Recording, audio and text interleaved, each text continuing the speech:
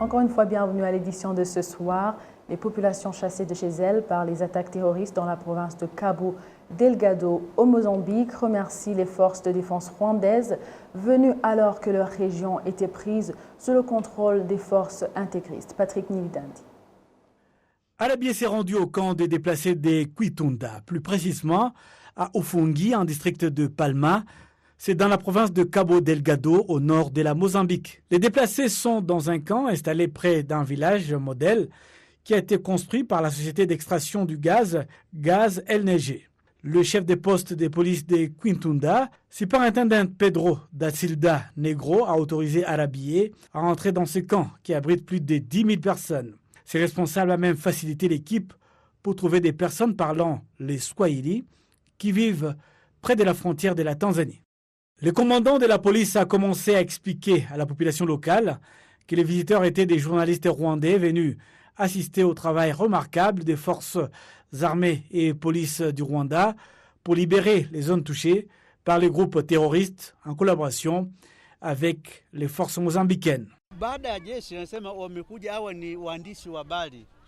Après l'armée, ce sont les journalistes ici. Dans notre pays, ce sont des journalistes du Rwanda. Ils sont venus à la suite de leurs forces armées qui sont, elles, venues nous aider à faire face aux terroristes. Après cette présentation, les populations ont livré leurs témoignages sur leur expérience de ces événements tragiques. Les djihadistes ont assassiné mon mari. Ils ont tué ma belle-sœur, son mari et une de mes propres sœurs. Et puis ils sont de nouveau revenus pour tuer aussi mon propre frère. Nous sommes venus de nouveau vivre ici. Nous avons beaucoup souffert et notre quotidien était rythmé par des tirs d'armes automatiques.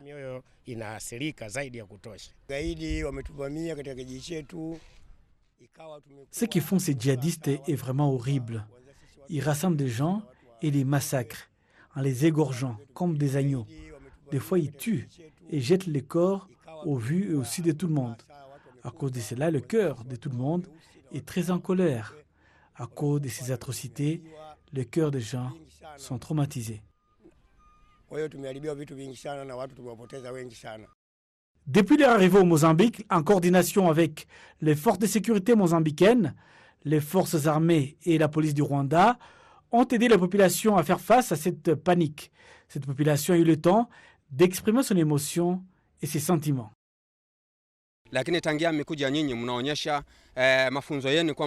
Depuis votre arrivée, vous avez montré que vous avez reçu une formation suffisante pour faire face au terrorisme. Nous vous remercions beaucoup. Merci au Rwanda et merci à son Excellence Paul Kagame, votre président, pour son aide et son soutien continu jusqu'à présent dans la manière dont il a envoyé ses troupes pour montrer qu'il y a une solidarité africaine. Il y a de l'unité. Un pays va vers l'autre, donc nous lui sommes très reconnaissants. Le camp de réfugiés de Kwitunda est situé près du port d'Afungi, sur l'océan Indien. Outre la production de gaz dans cette zone, le développement de la région avait été ralenti suite à l'attaque et au contrôle des djihadistes. Le tarif du test de dépistage rapide Covid-19 est passé de 10 000 à 5 000 francs rwandais. La population indique que c'est une solution efficace qui va aider tout le monde à être fixé sur son état de santé en ce moment où le Rwanda est toujours confronté à la pandémie de Covid-19. Kassim Youssouf. Cette révision du tarif qui passe à 5 000 francs rwandais est en vigueur depuis ce lundi 9 août. Elle intervient au moment où, depuis décembre de l'année dernière, quiconque voulait effectuer un test de dépistage rapide Covid-19 dans un hôpital privé devait payer 10 000 francs rwandais. Les habitants de différentes catégories indiquent que cette révision du tarif à la baisse est également un moyen efficace de lutte contre la pandémie.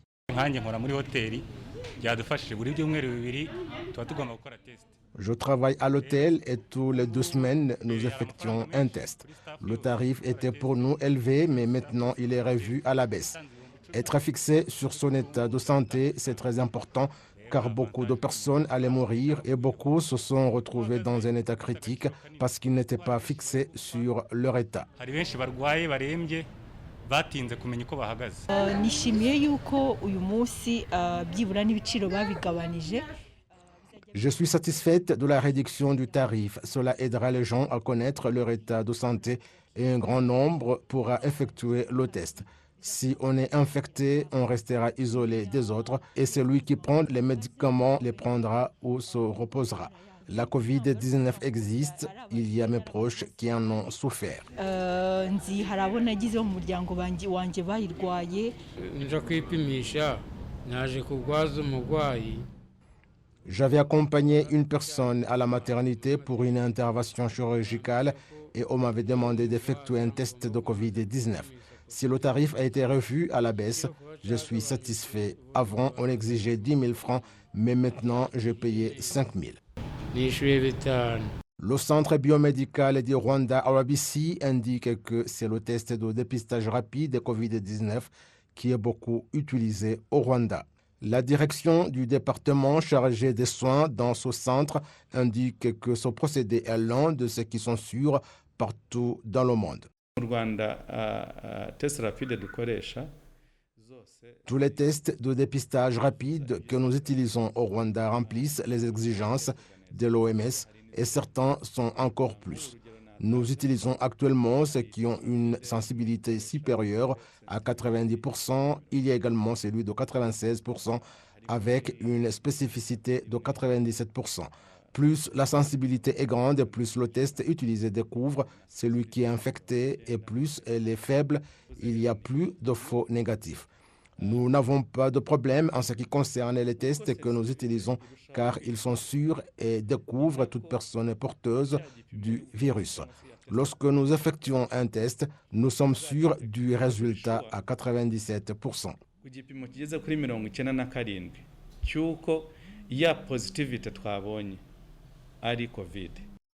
Jusqu'à présent, 70% des tests de dépistage Covid-19 sont effectués par jour au Rwanda par le test rapide et les 30% restants par PCR. Le centre biomédical du Rwanda indique qu'environ 45 hôpitaux et environ 500 centres de santé ont la capacité d'effectuer des tests de dépistage rapide Covid-19. Selon les statistiques du ministère de la Santé, plus de 2 millions de tests de dépistage Covid-19 ont été effectués au Rwanda. Ce lundi marque le début d'une session extraordinaire de la Chambre des députés au Parlement rwandais. Je vous propose de suivre un récit qui vous en dit plus. Au cours d'une session extraordinaire qui a commencé ce lundi, la présidente de la Chambre des députés au Parlement, Honorable Mukabalisa Donatille, a remercié les députés pour avoir sacrifié leurs vacances pour y participer. La présidente de la Chambre des députés a fait savoir que les activités prévues sont notamment l'approbation des projets de loi urgents et au cours de cette session extraordinaire, la Chambre des députés va évaluer et approuver environ 10 projets de loi, notamment celui portant la mise en exécution du Centre financier international de Kigali, ainsi que les projets de loi portant sur l'amélioration du tourisme. La Chambre des députés va également examiner l'opportunité des projets de loi relatifs aux accords de prêt évalués à environ 5 millions de dollars américains dans le cadre de l'autosuffisance basée sur le renforcement durable du secteur agricole. Il sera également question du projet de loi relatif aux accords de crédit d'une valeur d'environ 83 millions d'euros pour aider le secteur privé dans la relance économique suite aux effets de la pandémie de Covid-19. Les députés ont également approuvé ce lundi le projet de loi régissant les institutions de microfinance d'épargne et l'article 95 de la loi portant sur le fonctionnement de la Chambre des députés stipule que la session extraordinaire ne peut pas dépasser une durée de 15 jours et traite uniquement des questions qui ont motivé sa convocation et qui ont porté préalablement à la connaissance des membres de la Chambre des députés ou de tout le Parlement avant l'ouverture de la session. Les habitants de Nyanyumba en district de Luavu et ceux qui y travaillent sont reconnaissants envers le gouvernement pour les infrastructures déjà mises en place qui les aident à se développer. Ils affirment que ce secteur est actuellement considéré comme un centre d'investissement en province de l'Ouest. Kassim Youssouf. Depuis la ville de Gisenyi jusqu'à la brasserie dans le secteur de Nyanyumba, l'on parcourt 6 km. La construction de la route marine-brasserie Usoro longue de 14 km a favorisé le développement du secteur de Nyanyumba, comme en témoigne Mukamuganga Dorka de la cellule de Kiraga.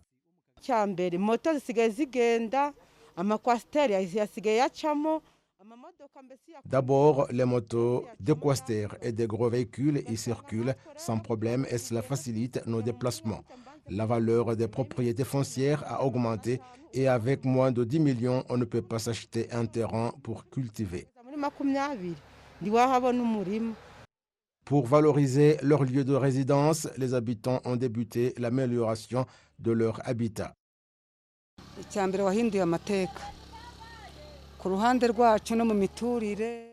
Elle a d'abord changé l'histoire en ce qui concerne l'habitat et l'hygiène du corps. Quand on a l'argent, on est propre et on s'habille correctement. On nous a demandé de construire des maisons modernes et je l'ai fait.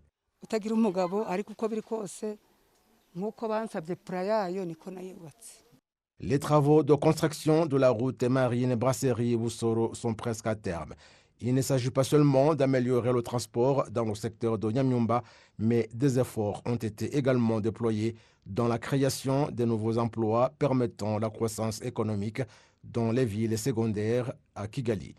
Dans le secteur de Nyamyumba, l'on trouve non seulement la Braliroy au bord du lac Kivu, mais également l'entreprise Shema Power Kivu Limited de production d'électricité à partir du gaz méthane du lac Kivu qui a donné de l'emploi à un grand nombre d'habitants de la place.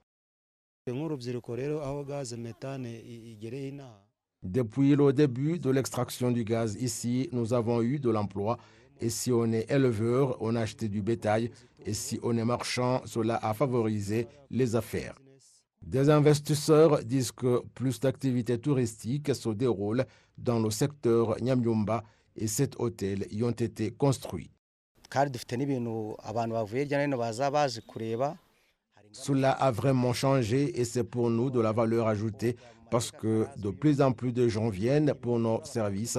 Certains d'entre eux viennent de la ville de Gisenyi jusqu'ici. Quelque chose s'est vraiment amélioré et les gens sont heureux.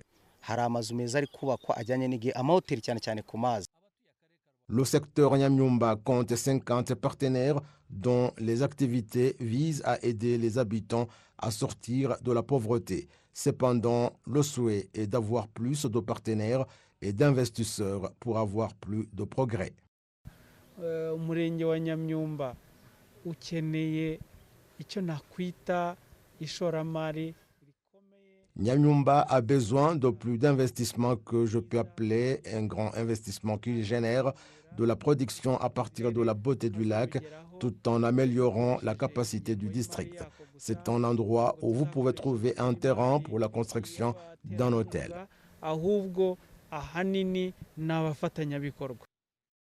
Plus de valeur est nécessaire à réaliser dans la pêche, à laquelle s'ajoute la production annuelle de plus de 200 tonnes de café, de haricots cultivés sur 1360 hectares et du maïs cultivé sur 276 hectares. Ils cultivent également des légumes et de la canne à sucre. Le secteur de Nyamyumba a une population de 42 000 habitants. 76,7% ont accès à l'électricité et plus de 1000 ménages à l'eau potable et disposent de 62 robinets publics. Des infrastructures au transport, parlons à présent de l'autorité rwandaise de régulation de certains services d'utilité publique, RURA, en sigle, qui s'est donné un délai d'1 mois pour mettre à niveau le système d'estimation et de paiement électronique de la course sur des motos, des taxis-motos au Rwanda. Les détails avec Patrick Nildandi. C'est en 2019 que le gouvernement a confié à la société Yego Innovation Limited la mission de mettre en place un système d'estimation et de paiement électronique de la course sur le mototaxi au Rwanda. Cette innovation n'avait pas connu le succès escompté auprès aussi bien des clients que des motards, et pourtant ces derniers ont indiqué avoir fait tout pour le succès de ce projet en sensibilisant leurs clients. Ces appareils sont venus résoudre les divergences qu'il pouvait avoir entre moi et mon client. Désormais, le client peut directement se plaindre s'il n'est pas satisfait et la moto pourrait être interceptée par les organes concernés.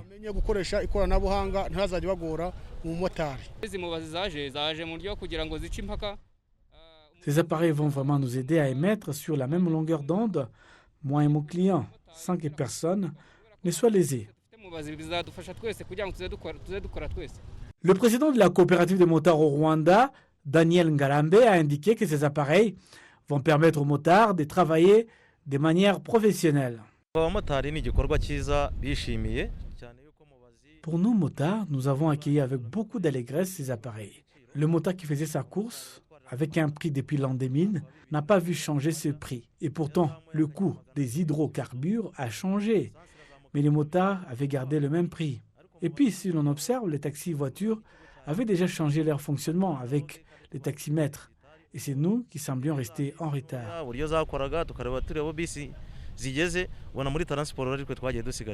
L'autorité rwandaise de régulation de certains services d'utilité publique, RURA, en sigle et en anglais, s'est donné un délai d'1 mois pour mettre à nouveau le système d'estimation et des paiements électroniques de la course sur des mototaxis au Rwanda. Ce sujet a été régulièrement abordé. Les motards ont admis comprendre leur rôle et même par rapport au prix. Et c'est bien là où réside le problème. Souvent la nuit, les motards profitent de la situation pour augmenter et des fois doubler la course. Nous nous sommes donné 1 mois pour connaître le nombre d'appareils qui a disparu, ceux qui sont défectueux, afin de résoudre complètement ce problème, mais aussi le problème des GPS.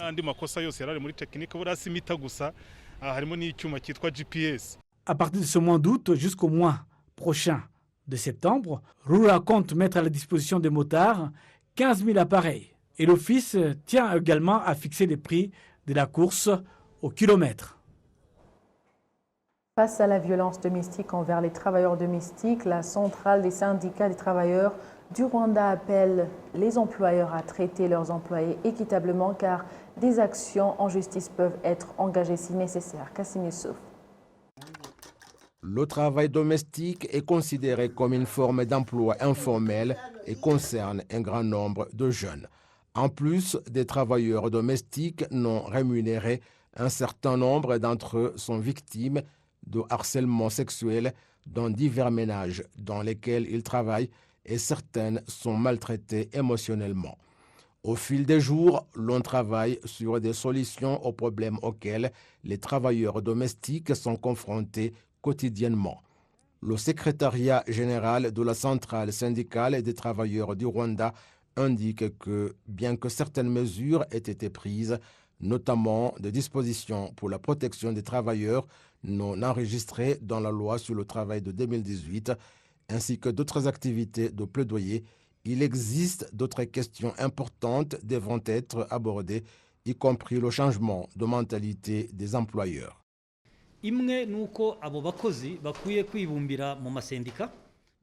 Primo, c'est que même si ces travailleurs sont membres de l'association, ils devraient s'adresser aux syndicats qui devraient plaider en leur faveur auprès du gouvernement et d'autres organisations.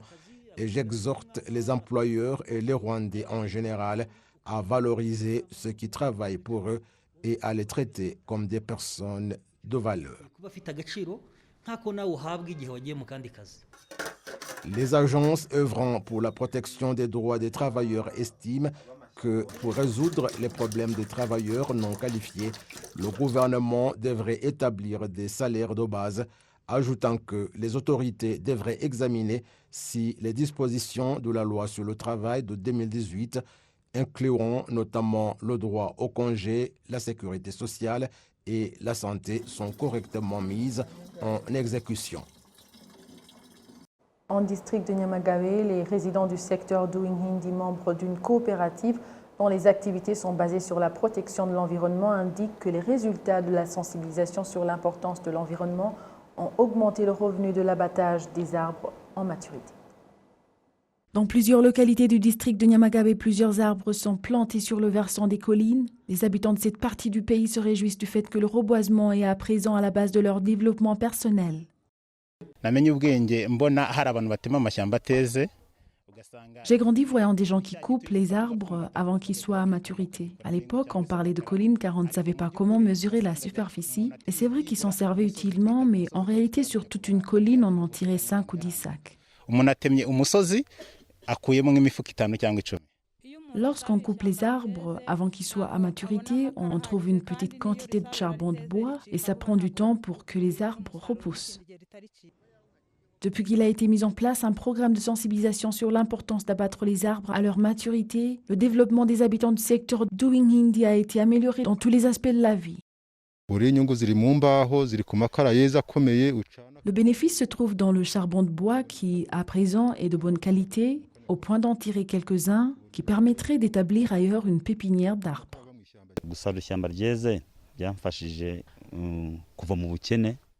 Le fait de couper les arbres qui sont à maturité a positivement changé ma vie. J'ai construit une maison, j'ai acheté une moto et une parcelle.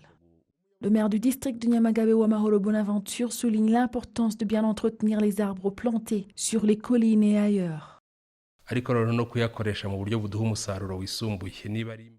C'est très important et il serait convenable d'en faire bon usage. Le bois devrait être utilisé pour avoir du matériel durable et le charbon de bois devient de bonne qualité. Mais nous exhortons tout un chacun à bien entretenir les arbres plantés et les abattre à maturité. Selon les experts de la protection de l'environnement, les arbres atteignent leur maturité après 5 ou 7 ans à partir du moment où ils ont été plantés. En district de Nyamagabe, le reboisement couvre 50% de la superficie totale de ce district. Merci pour votre compagnie. Toute l'équipe qui a réalisé ce journal vous souhaite de bien prendre soin de chez vous et en respectant toutes les mesures préventives de la COVID-19. À la prochaine et d'ici là, portez-vous bien.